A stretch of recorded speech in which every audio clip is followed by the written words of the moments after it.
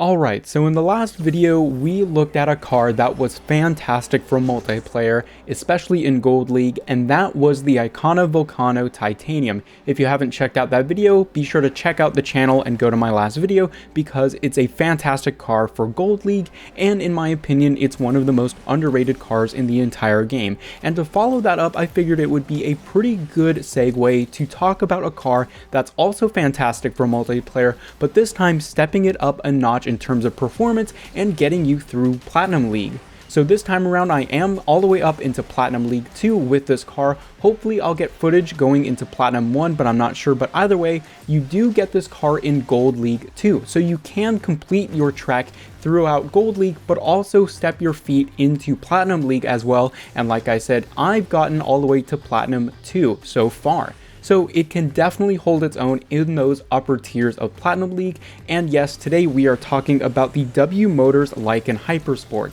Now, a very long time ago, actually almost 2 years ago exactly on this month, I talked about this car in my best cars for beginners video back when it was still Asphalt 9. And I figured it would be a good time to revisit this car. And again, I talked about a car last week for Gold League. This time around, I wanted to recommend something for Platinum League, and this car absolutely fits that description. It is probably one of the better cars for Platinum League, even though you get access to it in Gold League. So kind of like with the Icona, the standout feature of this car is definitely the top speed relative to the other cars that you get access to. So this car is an S-Class, and it's part of those normal S-Class blueprint packs, so you can find these all over the place every week in the S-Class daily event and all over the place throughout the normal S-Class packs.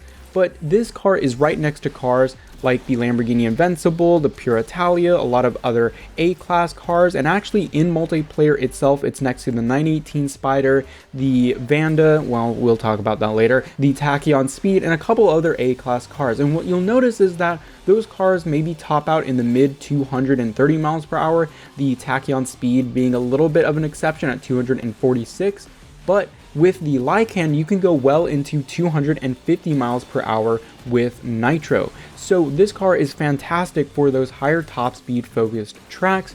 And what I'm going to talk about as well is the fact that this car is a little bit bouncy, and you'll be able to pull off a number of pro tricks if you're just getting into the game and you want to learn manual, you want to learn things like floaty drifts and nitro punching. This car is absolutely fantastic for learning those tricks because it has that really high top speed, so you can see how those tricks affects your top speed in the corners, but it's also a little bit bouncy in the sense that you can actually pull off these tricks easier than some other cars, and it's easy to learn on this car, especially for those nitro punches and floaty drifts. So that top speed, well over 250 miles per hour, great for those top speed tracks. But of course, with a lot of S-Class cars, you do have to compromise in some way. But with this car, there isn't really any huge compromises. Now, yes, compared to the Icona and a lot of the other A-Class cars, you're going to lack a lot of nitro efficiency and relative acceleration performance. But once you start maxing out this car, you do get barely above 80 in terms of acceleration,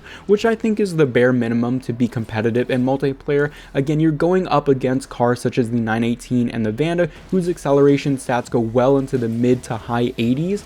So again, you do want something at least above that 80 mark for acceleration, so that car at least checks that box off very slightly, but the other stats are also fairly good as well. So handling, again, like I've mentioned throughout many videos about S-Class cars, you can't really look at the stat, you just have to sort of see how they perform in the actual game, and the LYKAN is definitely one of those cars that has much better handling performance than what the stat would tell you. You can go around corners flying at high top speeds, and like I said, because this car is bouncy, you can do floaty drifts, and once you master those techniques like floaty drifts and nitro punches, you can get around corners and maintain well over 200 miles per hour, which is absolutely stellar in multiplayer, and especially during those moments where you want to make a quick pass during a turn to get around cars like the Vanda and 918. and get out of the corners where your acceleration may be a little less than those cars. Now, in terms of nitro efficiency, it certainly isn't as good as those cars, so that is one of the trickier areas, and that's where I'm going to say that this car compromises on its stats. Now, it is in the mid 50s, which isn't horrible, and it's still almost double what you're gonna get out of the very high-end S-Class cars, so it is manageable. And if you do learn nitro techniques like brake nitro and a couple of other things, you are going to be able to control this car's nitro efficiency pretty well. But if you are a beginner, you may see yourself struggle with this car in terms of getting up to your top speed. You might find that sometimes you don't have enough nitro for shockwave, so you should just be a little careful and maybe a little mindful about how you use your nitro in terms of this car. But it's not horrible. It's not like those high-end S-Class cars where every 360 just completely drains this nitro, or at least one 360 isn't enough to account for double tap nitro, because those cars are certainly terrible in that sense. Whereas with this car, you can get away with doing double tap nitro, and one 360 will keep your nitro just above. So it's good enough to compete in multiplayer, and using your shockwave at least gives you enough of a timing to get up to relatively high top speeds. It's not like, again, those high S-Class cars where one shockwave just feels like you don't go more than 20 miles per hour over what you've just been doing. So it's manageable and you can get used to it, but it's probably the biggest learning curve to this car. So in terms of overall performance, this car is going to feel like one of those higher end S-Class cars without the horrible compromises like I've been mentioning, such as the really bad nitro efficiency and oftentimes lackluster acceleration. I think these stats are well rounded enough so that if you are a beginner, you can learn those pro techniques like the brake nitro trick and floaty drifts, and you have a good stable platform as well, so that you can get very far into Platinum League, and you do get access to this car relatively early on in your multiplayer career, so that you do have some time to get used to this car around worse competition before you do have to start facing those higher end A-Class cars that might actually give you a run for your money. The other neat part about this car is that because it was one of the first cars added throughout the entire game, it was in the game since launch, there are so many guides about using this car on crazy laps. So again, if you're a beginner and you're just learning how to drive manual, not only is this a good platform to learn the tricks, but there are also tons of routes and guides available from pro players about using this car to get some insane runs. In addition to those videos, you can also check out a lot of the early Asphalt 9 tournaments which used this car throughout the event. So again, not only can you see pro laps with this car a lot on YouTube, but you can actually see them live in action as well. So I recommend checking out those guides. You'll be able to use those and sort of practice your skill set with this car.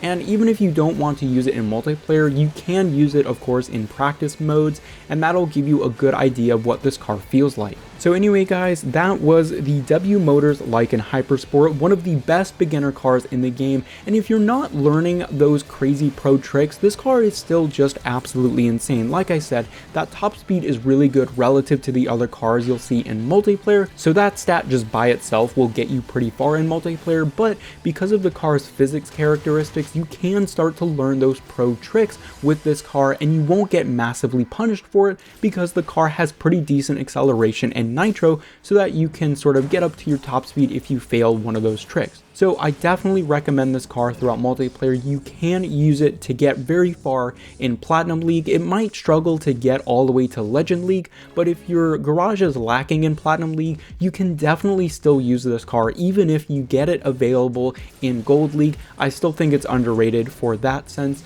So I've been using it strictly through Platinum League and I haven't had many issues. So again, it's great for beginners, it's easy to get, it's also easy to master. So anyway, guys, I hope you enjoyed this video. Let me know your thoughts about the W Motors LYKAN HYPERSPORT in the comment section down below.